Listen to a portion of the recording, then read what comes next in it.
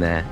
But yeah, overall, I think it's looking pretty nice. I mean, what other game can you say that you played as a cat? Like, I don't know. Well, okay, maybe I did it a few times in the podcast. I was a born again motion control user, so it kind of. Are you still playing with motion controls? Well, let's not talk about that now. So anyway, but yeah, the game looks cool. I'll probably get it a day one, play it for a while, and then probably won't play it again. Like, that's why I do fighting games. Like, obviously you're more heavy invested in fighting games than I am, so yeah. No, I'm the type of guy that will invest hours into the training mode, trying to learn all the different combos, and then I'll jump online and forget every single combo in the first minute or so. So yeah, but no.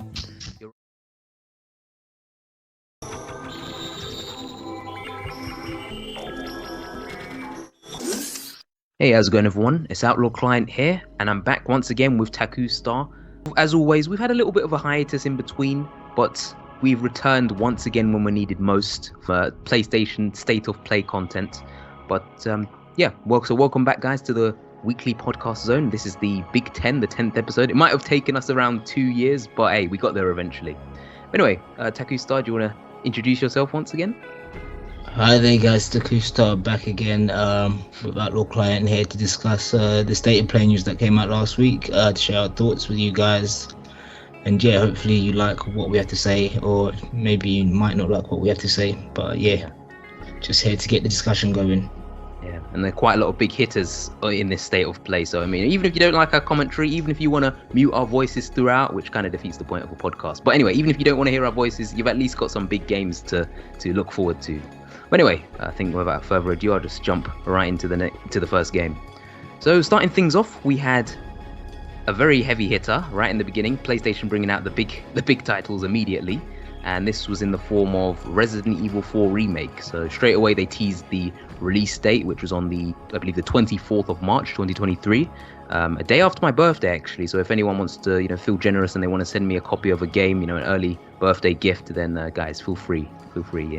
I'll pass the details, the send address details a bit later. But yeah, so Resident Evil 4 starting off with, as I said, a heavy hitter, and this is the Resident Evil 4 remake, and they just showed off some of the graphics, some of the locations in the game. I have to admit once again, or maybe I have to hand in my gamer card soon, but I haven't actually played Resident Evil 4 yet, the original game. So, well, I'm trying to think. I think I'll probably count on one hand how many Resident Evil games I've played, but from what I saw in the trailer, it did show off quite a few locations, which I'm assuming are locations that were present in the original game, just remastered. And I don't think they showed any new locations, but I kind of feel like TakuStar will be a little bit more qualified than me to talk about Resident Evil 4 remake. So, TakuStar, how did you feel about that trailer? So I played Resident Evil 4 when I was really young, so when I shouldn't have been playing it, to be honest. So I really can't remember a lot of it. I just remember having a good time. But in terms of the graphics, I mean, it's definitely like an upgrade, I guess, to the game when it came out back on the GameCube. How many years ago was that? Years ago. Oh man, that is a very long time. The prehistoric ages. It's kind of crazy because when you think about it, I'm sure that many of the people watching this podcast weren't even alive when Resident Evil 4 came out. So yeah, it was quite some time ago. Yeah, but yeah, it looks really good, and obviously, like me, I like my Resident Evils in third person than the new stuff they're doing. So yeah, this would be a day one purchase for me. Yeah, and I can imagine that will be a lot with a lot of other gamers, because actually I just looked at the dates and it's 2005 that the original one came out. So yeah, quite some time ago, about 17 years now, or I guess 18 years next year. I think I must have been like 11 years old when that came out. I think I was in the crib then or something. It was but no, 18 years old. 18 years if we count next year when it actually releases. So by the time it releases, Resident Evil 4, the original, will be able to legally be able to drink. So yeah, it's been some time. But as I mentioned in the beginning, Resident Evil 4 coming out on the 24th of March 2023. So save the date, guys, and get your pre-orders in. Actually, before I go on to the other game, I will mention that Resident Evil 2, I know a few people were a little bit, or the Resident Evil... was it the Resident Evil 2 remake, or was it Resident Evil 3 remake? A lot of people were a little bit disappointed just because I know they cut out quite a few locations from the original game, alongside a few puzzles, which I think they made it non-mandatory for progress in the story. They changed a few things around, and a few people were a little bit unhappy about Resident Evil 3 remake. So I guess you guys should be a bit maybe cautiously optimistic. I think might be the right word. But if it's anything like Resident Evil 2 remake, then I'm pretty sure it will be a great experience. But yeah, as I mentioned, coming out on the 24th of March next year. TakuStar, anything else to add to Resident Evil 4? Yeah, I think that's about it. But yeah, look out for that, guys. Anyway, moving on from Resident Evil 4, they went straight into the VR games. So in the VR games list, we had Resident Evil Village. So from one Resident Evil game to another. Very immersive experience, I can imagine, with the first-person view. I've heard a lot of positive things about people playing Resident Evil 7, or I watched a few playthroughs of people playing it in VR. Yeah, very immersive experience there. There was also The Walking Dead, Saints and Sinners Retribution, Chapter 2, which honestly I didn't even know there was a Chapter 1, which is kind of crazy. I usually follow The Walking Dead stuff quite closely, but obviously not in this case. Then we had another game which it just seems we can't get away on this podcast. It was No Man's Sky VR Edition. Again, does sound pretty cool. Again, I've yet to play No Man's Sky, but who knows, maybe the VR will pull me in, or maybe not, probably not. I'm going to go with the latter, probably. And finally, we had Horizon Call of the Mountain, which seems to be a brand new entry in the Horizon series. And again, as I mentioned, it's a VR exclusive, or VR PlayStation exclusive title. So yeah, you'll be getting the VR experience with these. So TakuStar, any thoughts about these particular games? I kind of just marathoned. I went through all of them quickly, but yeah, any thoughts about? Did any of these individual games catch your attention? No, VR no go for me currently right now. So yeah, sorry guys, got nothing to say right there. I'm kind of similar. Like, I'm not really a huge VR guy, but what I will say is that I used to be against motion controls, but once I played Skyward Sword, it kind of showed me the light. I became I've mentioned it a few times in the podcast, I was a born again motion control user, so it kind of... Are you still playing with motion controls? Well, let's not talk about that now. So anyway, okay, well, I haven't used it in a while. I mean, I have played a bit of Skyward Sword on the Switch, but apart from that, not really. I think there are some games that do it really well. It did show me that some games can do it really well, but in general, I'm not a huge fan, and it's kind of the same with VR. So yeah, interesting stuff, and I can imagine that there will be a lot of people that are really into that stuff. Again, as I was saying, the horror games, the Resident Evil 7 was one that was really huge on YouTube, a lot of positive impressions, but yeah, not quite, nothing's quite caught my attention either. So yeah, those are all of the VR games that they covered. So moving on from Horizon Call of the Mountain with the final VR game, we had another Horizon update for Horizon Forbidden West, and this was a free update which released on the day, and this is for improved visual fidelity, transmog, which was a mode that allowed you to switch costumes, ultra hard difficulty, and new game plus.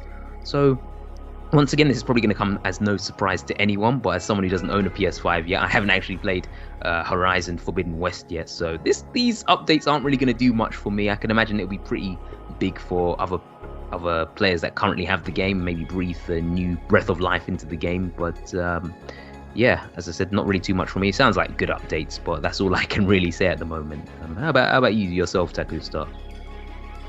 Yeah, I'm guessing people that that have been playing Horizon, they've got more content for themselves, right? I haven't had a chance to play it because I've been busy with work, but it's definitely on my list. So more content added on for the game is a plus for users who already have the game, and users who are who are waiting to get the game down the line, like myself.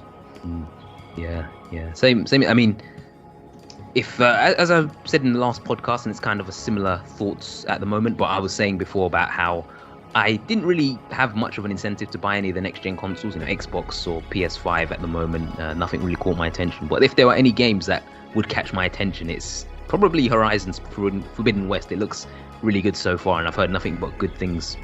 But before we move on, I just want to say, does anyone remember the days when we used to get new game plus included in the game? I mean, I don't know if I'm going on a little rant here, but I mean, I just feel like a long time ago all these updates would have been in the game day one, but hey, it's free, so I can't complain too much. Plus I haven't even got the game, so yeah, I think my arguments go out the window. But anyway, that's Horizon Forbidden West free update. So, next up from Horizon Forbidden West. Here we go. So, next up from Horizon Forbidden West, we had Spider-Man, which will now be coming to PC. So, this is Spider-Man, Spider-Man PS4 or /PS5, because I know it's on both of those consoles. But yeah, that's Spider-Man, the non-Miles Morales version, which will be coming to PC soon. And I have to admit, any fans that have played Miles Morales, I don't know how you're going to survive going back to the original Spider-Man, because there's no invisibility, there's no electric attacks. You know, I've just been hearing from a lot of Spider-Man players that is Peter Parker feels a little bit much weaker than Miles Morales, so might be a little bit hard for you to go back if you have tried it out. But if it's for your first time, then I can imagine that you'd have a great time playing Spider-Man PS. I keep saying Spider-Man, so I should call it Spider-Man PC now, because that's the console that it's on. But yeah, if you haven't played it, then I'm sure this is a game that you could look forward to, just because you'd be experiencing it for the first time. But TakuStar, have you had any experience with the first Spider-Man? Yeah, I played it briefly for maybe like an hour. Good game from what I played, and haven't had time to go back to it. But yeah, obviously it was a PlayStation exclusive. Now, PC players have the chance to play this wonderful game. Yeah. And again, not really too much else to add, because it's just basically the same game that's being ported to PC. But yeah, PC fans can look forward to that. Now, next up, we had Stray, a game that has been, I believe it's been teased a few times.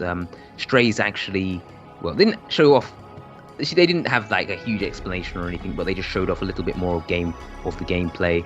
There'll be like puzzles and a few other things in there. But yeah, overall, I think it's looking pretty nice. I mean, what other game can you say that you've played as a cat? Like, I don't know. Well, okay, maybe there are. Final Fantasy 14. Wait, hold on, wait a second. And I need my argument to be correct. So I mean, maybe just keep that one quiet. Nah, I'm kidding. But yeah, maybe there are a few other games as well. So was it like a stray, like feral cat, or what in Final Fantasy or in Final Fantasy? No, Noxus just gets turned into a cat. Oh, no, you don't. You just get turned into a cat. Sorry, it actually wasn't in Final Fantasy. The thing is, right. I think during the tech demo days when they're showing off the game's tech, you could like play as a cat going through the 3D environments. Yeah. Oh, right. That was the early days. Well, either way, it looks like Stray triggered your memory. So maybe you want to play. I know that you have that urge to play as a cat again. That's what triggered that memory deep down. So maybe. Yeah. maybe this might be the game for you.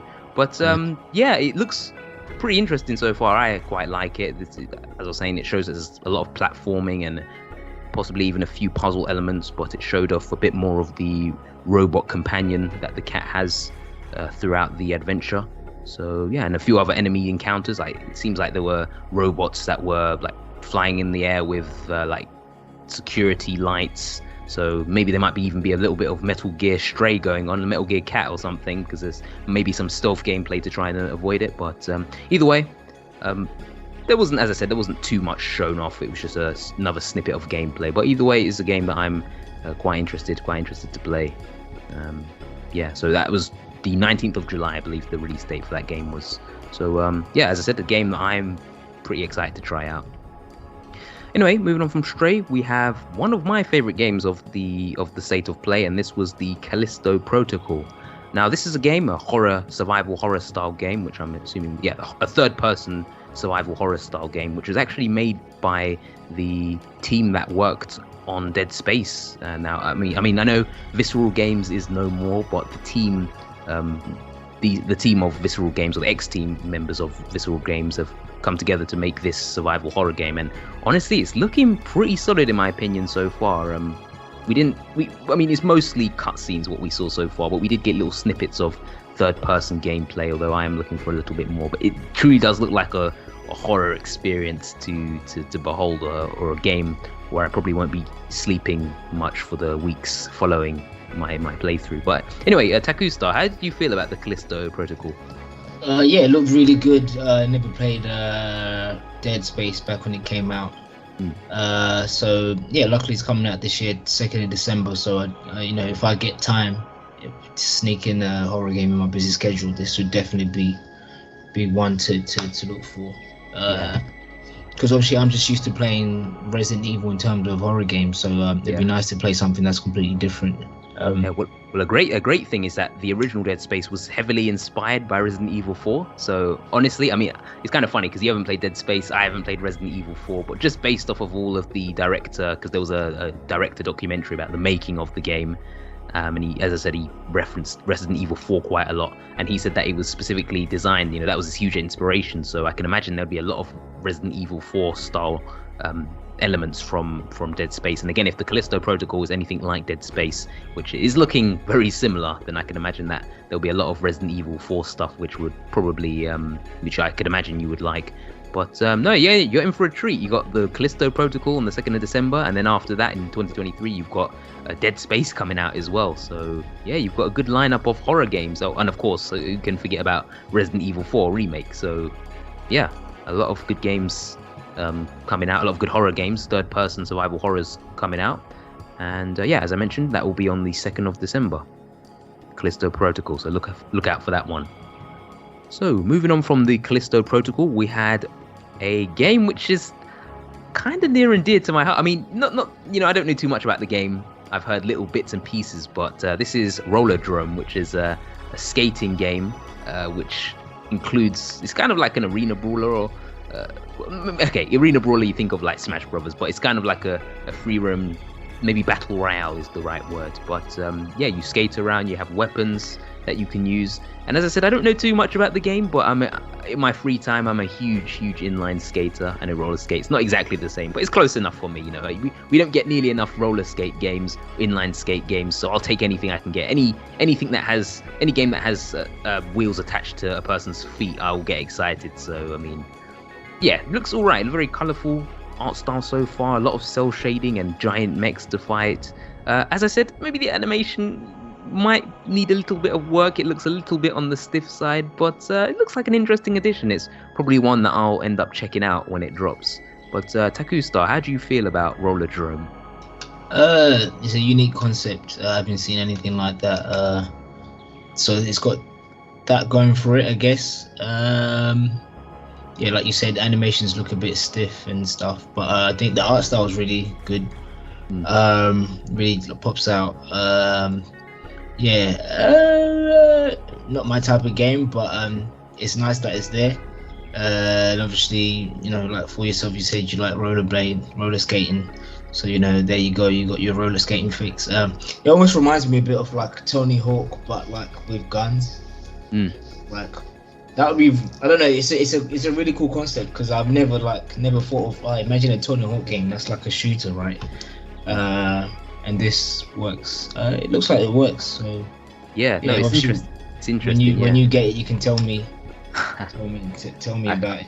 It's all right. I'll be the guinea pig. Yeah, no, as you said, it definitely reminds me a lot of Tony Hawk's, and maybe I'm hoping this game will help me understand the concept as well, because I'm getting a Jet Set Radio Future vibes as well from this game. So if I had to describe it, probably a mix between Tony Hawk's and Jet Set Radio, maybe even a hint of Fortnite with the battle royale element. I'm not too sure, but no, either way, it looks quite interesting. Maybe it needs a little bit more polish, but no, I think it looks quite interesting overall. And ROLLERDROME comes out on the 16th of August, so that one is pretty soon, not too long away. So from ROLLERDROME, we have Anime the Game, which is known as Eternights, and this is quite an interesting game. I mean, it has an anime-looking protagonist. Seems like a hack and slash style game like Bayonetta and Devil May Cry. To be honest, I was getting similar vibes to No More Heroes, like, in terms of like the art style. I mean, to be honest, I haven't actually played No More Heroes. Yeah, I'm sorry guys. I've heard really good things about that game as well. But no, as I said, Anime the Game, I see magical schoolgirls with like fire powers, and also there's a little bit of a love romance style gameplay as well, in addition to the combat. So yeah, romance elements in addition to this gameplay. But yeah, another cel-shaded style game. A few weapons in there. A few vehicles in there. I saw like a motorbike style weapon. But it seems like it's a hack and slash game that will have quite a bit of variety in the gameplay. Yeah, TakuStar, any thoughts on Eternights? Is this a day one? It looks alright. Looks like a Persona real-time action Persona RPG anime game. Looks neat. Don't know if it's a day one purchase for me, but looks neat. It'll be, for anyone like the hardcore anime fans, this is they want to be these characters. They watch anime and want to be these characters. They want to be in these scenarios. They want to be able to like have an effect on the story and these characters. So yeah, they want their own romance stories as well. Yeah, they want their own romance stories. Yeah, and they want they want to create deviant art for this stuff. So this is right the alley. And, the game looks really good. Looks really good. But yeah, jokes aside, it definitely does look like a pretty solid game from what we've seen. It's only a small amount of gameplay, but yeah. So if you want to be with your waifu, you'll have to wait until early 2023. So that's Eternights for you. Anyway, moving on to Eternights, I think this is another really big. I mean, as I said, most of the games were heavy hitters, or practically all of these were heavy hitters. But the next game took me by surprise that just how much they had in this trailer and just the overall concept. And of course, my channel itself mostly focuses around fighting games. So the next game was Street Fighter VI, and man, there was, as I said, there was a lot to say. I could probably speak about this or do an entire video myself, like covering all of these topics for like about an hour or so, but for the sake of this video I'll try and condense it as much as possible. But no, so Street Fighter 6 trailer starts off a lot of billboards and just like a cityscape, but then as you look around you'll see a sign saying Metro City, and it kind of makes you feel like Final Fight vibes, which at first I was a little bit confused. I thought, is this like a Final Fight, a new Final Fight entry or a new entry in the series? But as you look around again, there's a ton of Easter eggs on these posters. There's Hakan's olive oil, I believe it's called. It's like a reference to Hakan in Street Fighter 4, and then like pretty much a few characters. If you just look around, you'll see a lot of Easter eggs. But anyway, I think it's time to actually talk about the gameplay. So I think this trailer does a lot to relieve fans, or it definitely relieved my any bad suspicions I had about this game if I thought it was going to be similar to Street Fighter 5, because Street Fighter 5 started off very dull, very flat, not much single player content, and overall just kind of a broken mess in the beginning. But you do immediately see that the protagonist and Luke will be the new protagonist in this game, but you also get to see like a single player mode where you can walk around Metro City like a free roam, kind of like Mortal Kombat: The Crypt. You can beat things up, beat up barrels, and you can make friends by the looks of it. But yeah, a lot of old characters as well. We had Chun-Li and Ryu who were aged up, so you can definitely tell that this takes place after Street Fighter 3, which was the former game that was the latest in the series. But yeah, Ryu with his master's cloak on there, or Goken's cloak, and we even get to see a new character known as Jamie, who I think is really cool because it's like a drunken boxer style, which I think he's honestly animated by far the best out of all the characters. And in addition to that, we got to see a little bit of gameplay as well. We got to see some of the new mechanics, Ryu, Chun-Li, Jamie, and Luke all in action, and a few bits and like a few skills and so on. Like you'll see him flashing at a few points, but I'll go into detail on that a little bit later. But before I go on and talk for another year, TakuStar, would you how do you feel about this Street Fighter 6 trailer? It looks good. Like that, it seems like there's some type of adventure mode where you're moving around. Obviously, I'm not like a hardcore fighting game fan. I just play Street Fighter, for the fact that it's Street Fighter. These are characters I've grown up with. So yeah, no, game looks cool. I still can't get. I mean, maybe it's just the nostalgia. It's just really hard. Ever since Street Fighter went 3D, I still can't get over like that art style they've chosen. I don't know. Maybe it's just me, but I don't know. The sprites are still like the thing for me. But I mean, maybe I'm just old school. I'm just used to seeing these characters. The Street Fighter was one of the first games I ever saw in my entire life, and I saw these 2D characters in the arcade back home, and I saw these characters, and they've just, I don't know, I just feel like the art style, I don't know, it's just the art, Street Fighter 3D art style, which just irks me. Since it went 3D, since it went 3D, all of them had like a paint splash art style. In Street Fighter 4, a bit of 5, and again, it seems like 6 is definitely using that style as well. So yeah, it's definitely a art style that appeals to a specific crowd.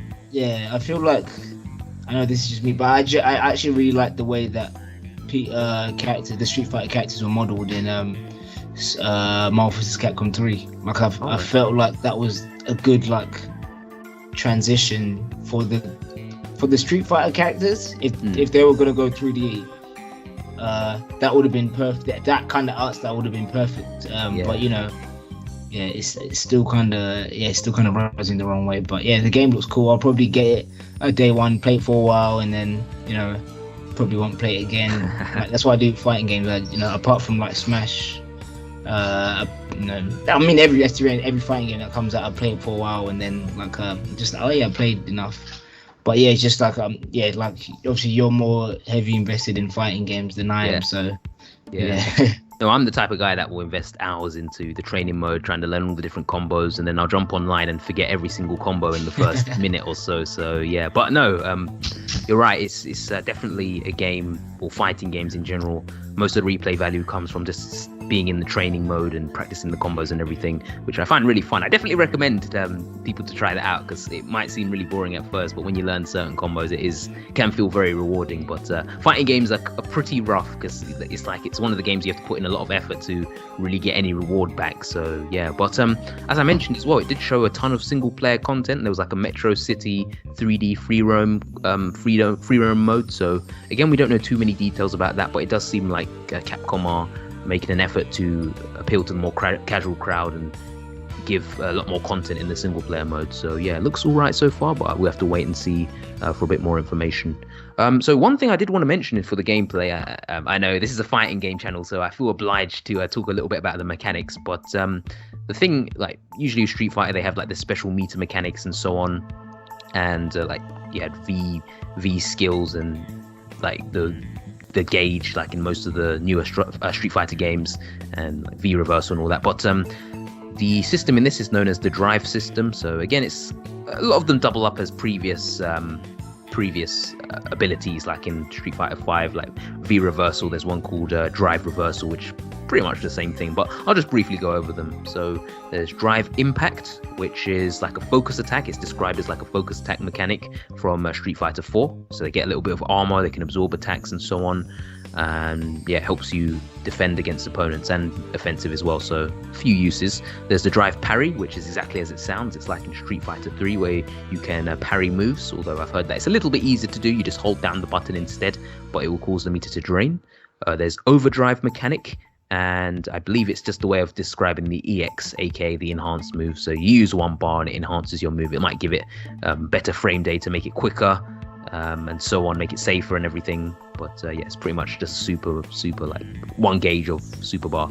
The drive rush, then where the characters can cancel out of their animations early, which I'm presuming would allow you to make combos that you can't do before, or open up new combo routes and so on. And then, as I previously mentioned, there's the drive reversal. So if the opponents are pressuring you too much, you can press a button and it will get you off them, or get the opponent off of you for a little bit of meter. And I've heard that in the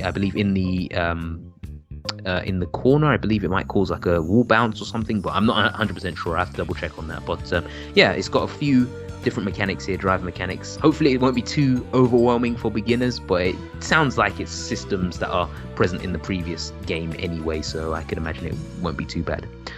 But yeah, another thing I do want to quickly mention as well is that there's like a simple mechanics mode. So I believe that there's a mode where you can do Hadoukens, fireballs and Shoryukens with a single button and a few commands inputs. So it definitely makes it easier for newcomers, but again, like long-time fans, there is a mode to allow for the traditional controls, but from what I've heard, I believe that it will limit some of the control options that you like. If you have the simple mode, there are certain things you can't do, certain kicks and punches you can't do, so I could imagine it might limit certain characters. But TakuStar, how do you feel about the addition of the simple mode? Do you think it's a decent idea? I mean, as I said, it's just basically, as it said, it's single buttons. You can input attacks with single, like you can press like triangle and forward, and it might do a Hadouken, or like up and square, and then you can do a Shoryuken.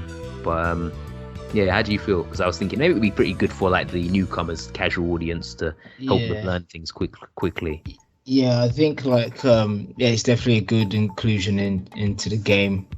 I feel like a game that done that really well was Dragon Ball Z Fighter Z. That was a game that had that type of input method. And obviously sometimes some players just don't want to, they haven't got time to learn the game combos in and out. They just want to have fun and play. And obviously they're not going to get the full. They're not, obviously, because they don't want to learn the combos in and out. When like specific frames when to do a certain move and stuff like that. But obviously to do combos, continuous combos, they might want to learn that. I feel this is a good thing, because I always feel sometimes with fighting games there's a huge skill gap. You go online and you fighting this guy who's been playing the game for ages, and you can't catch up to him. But I feel it's a good middle ground to try getting more casual players who may want in the long run want to go for more in-depth inputs down the line. Yeah, no, I 100% agree. Like, as you said, some people might play it and they're like, I don't want to spend hours in training mode. I just want to mash buttons. I want cool explosions. I want action. So, as you said, it's definitely a good middle ground, because there are certain moves you can't do if you use the traditional if you use that over the traditional control scheme. So, maybe it will entice some people, maybe get some people to interested in the competitive scene and so on, and help the game grow. But either way, as you said, I think it's a good middle ground. I think it will help introduce a ton of players. Sorry. I was going to change this. I feel with a lot of these long-standing franchises, because they're so massive, they need to be very accessible. So I always think games always has to be very accessible first and foremost, right? And this is a good thing. A lot of fighting games actually, they're cultivating this type of design and in how new players can get into fighting games. So more of this is pretty much welcomed. I feel like fighting games should just be doing this naturally going forward.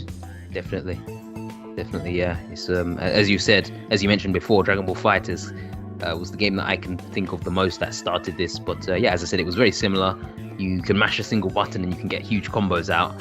But again, if you want to put in a bit more time and learn some of the other, learn the traditional controls, learn a few more combos, then it will definitely benefit you a lot more. But I think it's always good to have the option for many people, because it would definitely introduce a lot more people that otherwise would kind of just put it down after a few minutes. So definitely good option. Now, I will say as well, at the end of the trailer, because again, as I mentioned, there's a ton of stuff that happened in this trailer, a ton of little things, especially when you watch it over several times. Just that intro alone with all the billboards had a lot of nods to some of the new characters and so on. But speaking of new characters, so we won't be spoiling anything. It was mostly a character leak. But one character that we could see on the trailer, if you look very carefully, was a character known as Kimberly, who at the end there was, I believe it was Luke went into some central hub style world, which I think could actually be the online hub, kind of similar to Guilty Gear, where it's kind of like a hub and you can walk around and so on. But anyway, if you look at the billboard in the back, you can see that there's a new character known as Kimberly right at the end of the trailer. So another little teaser into the possible new character. Also, I should mention as well, there was another character that Chun-Li was training, which I believe in the story-wise was a character that she adopted, or a girl that she rescued and became her adopted daughter. She's training her in the intro. So no word on her yet being a playable character, but I'm thinking she could always be a possibility of a new character. But going on from the new characters parts, when I just mentioned about the leaks and stuff, there were a lot of characters that were leaked, or basically the whole starting roster.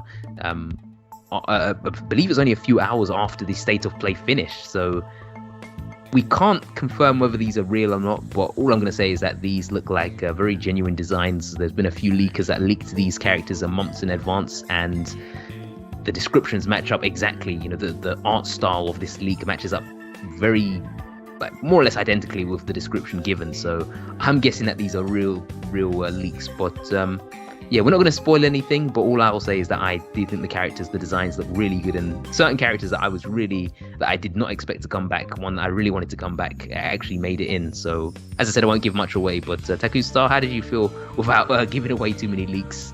How did you feel about the designs? They were pretty cool. The only one that kind of irks me is a certain blonde character who wears a red gi. That character looks like he's become like a crackhead or something, or he's on drugs. But you know, Based on some leaked stories or leaked backstories behind the character, he's been through some tough times. And actually, funnily enough, some comments that some of the characters make in Street Fighter V after you beat this character, spoiler, he is a character that was in Street Fighter V. But after some characters make comments about this character, which kind of alludes to his current situation or how he looks in the design. So it was kind of foreshadowed. So I'm thinking these leaks are most probably true. But one character does look pretty rough. So it'd be interesting to hear about his story. But I think Street Fighter 6 overall, I can't say too much. I think maybe Chun-Li looks a little bit strange as well in the trailer. Not quite Marvel vs. Capcom Infinite levels bad, but it looks a little bit strange. Maybe I just need to get used to it. But either way, this trailer definitely left a much bigger impression, or better impression, compared to the previous Street Fighter V. So yeah, hopefully that will be a game to behold, one that will pull in a lot of new fans, and hopefully it will just be more of a success than Street Fighter V was, which took many years to actually feel like it was an actual game. But Street Fighter 6 will be coming out next year, so no exact dates for that yet. Anyway, moving on from Street Fighter 6, we had a game that was previously on the Xbox /PC exclusive, and this is the indie game known as Tunic, where you play as a little fox in a Zelda-esque world. Now, funnily enough, I actually have this game downloaded on Xbox, but I've yet to touch it yet. But no, from what I've been hearing, this game received more or less like positive praise all around. I think most of the reviews I've been seeing was like eights and above. Actually, did I mention the name of the game is called Tunic? I don't know. I've gone into a deep explanation, but I forgot to mention the game. But yeah, Tunic. Honestly, as I was saying, really good positive impressions of the game so far, or from what I've read on reviews, all around praise. And yeah, as I said, if you're into like a Zelda style game, then this is definitely a game that you'd want to try out. But TakuStar, any thoughts on Tunic? Have you had any experience with it yet? It looks cool. It just looks like a Zelda game with a fox in it. I heard some good stuff about it. It's one of those games I will try out eventually when price cut and stuff comes on Steam and stuff. But yeah, it's not like a day one buy. I just feel like, I don't know if it won't be better than Zelda, any Zelda game I've played, but it will be a good game. But it's one of those games I'll get price cut. Yeah. It's a bargain bin one, maybe a third-hand game. It's just, I've heard, as I said, good things about it all around. But as you mentioned, it's not in general. It's like slightly not as good Zelda. It's pretty much Zelda at home. So yeah, not exactly the Zelda greatness that you would expect. But again, still really good reviews from what I've heard so far. But if you're looking to get it on PS4 or PS5, then you'll have to wait until the 27th of September. So again, not too far away, but you'll be able to read plenty of reviews in the meantime, I guess. But yeah, not too much else to say about Tunic, because this is basically just a port of a game that's already out.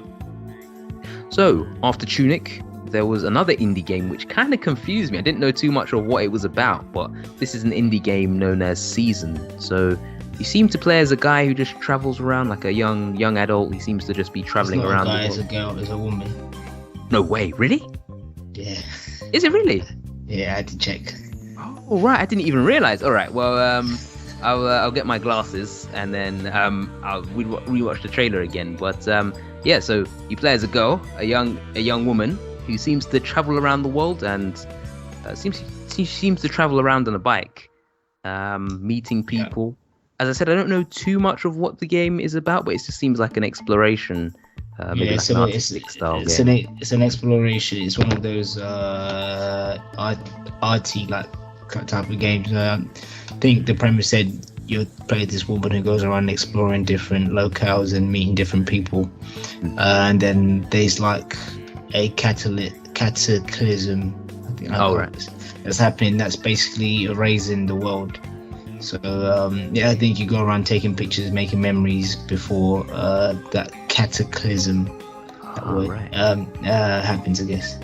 Okay, then actually that's interesting. That's news to me, because I basically just watched the trailer, but I didn't really do too much. I didn't look into what else this game was, and I was kind of confused. So Yeah, interesting. But yeah, that season, A Letter to the Future. I don't really have too much else to say because I think TakuStar summed it up the best with the additional information, because I didn't get much out of that trailer, and I'm sure most other people watching didn't either. But yeah, that game will be out autumn 2022, so no specific dates yet. But yeah, that's PS4 and PS5 indie game. So rounding up, we were nearly finished now, but the final game to round it up was Final Fantasy XVI. And this started off with the producer Naoki Yoshida, who spoke a little bit about the game, like pretty much about announcing the newest trailer and so on, and how it's going to be more information. But yeah, it just showed off a little bit more of Final Fantasy XVI after it's been quite quiet since it was announced. Not too much, but yeah, so we had like a medieval style Final Fantasy. Showed us a little bit of the cutscenes and also the combat as well. So looks like a fast-paced, like real-time RPG style game, kind of similar to the Final Fantasy VII remake. But once again, I have to admit that I have yet to play a mainline Final Fantasy game. I mean, I've played Crystal Chronicles. TakuStar, funnily enough, was the one who lent it to me a very long time ago. I think that was at least 10 years ago, if not like 15 years or something. But yes, I can't really compare this gameplay to previous Final Fantasies, but I think TakuStar is definitely more of the bigger expert here. So yeah, TakuStar, how did you feel about this Final Fantasy XVI, the long-awaited Final Fantasy XVI gameplay? Yeah, that was the game of the state of play. That game looked really amazing. The combat looked really flashy, fast-paced. A lot of systems, intricate systems there, and obviously they showed off the story as well, which looks quite mature it looks pretty mature for a Final Fantasy game. Yeah, the game looks really amazing. That's definitely a day one. But for me, the story looks amazing. The combat looks amazing. Yeah, just looking forward to seeing more. And the game's coming out next year. Yeah, summer 2023. We'll have to wait and see, because Square Enix and and Final Fantasy delays happen. So we have to wait and see. That is true. Delays. You always think you're close to release date, but there's always the delay just around the corner. So yeah. I always keep my expectations low. I know about the Final Fantasy 15 story.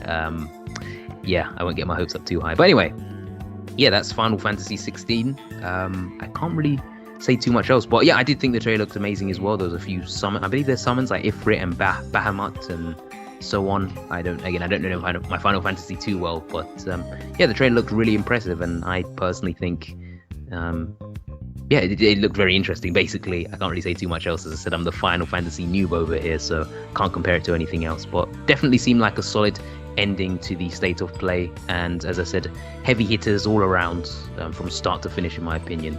So that actually brings me to the end, and TakuStar, I wanted to ask, how do you feel about, like, if you had to give this state of play an overall rating, what would you rate this out of 10?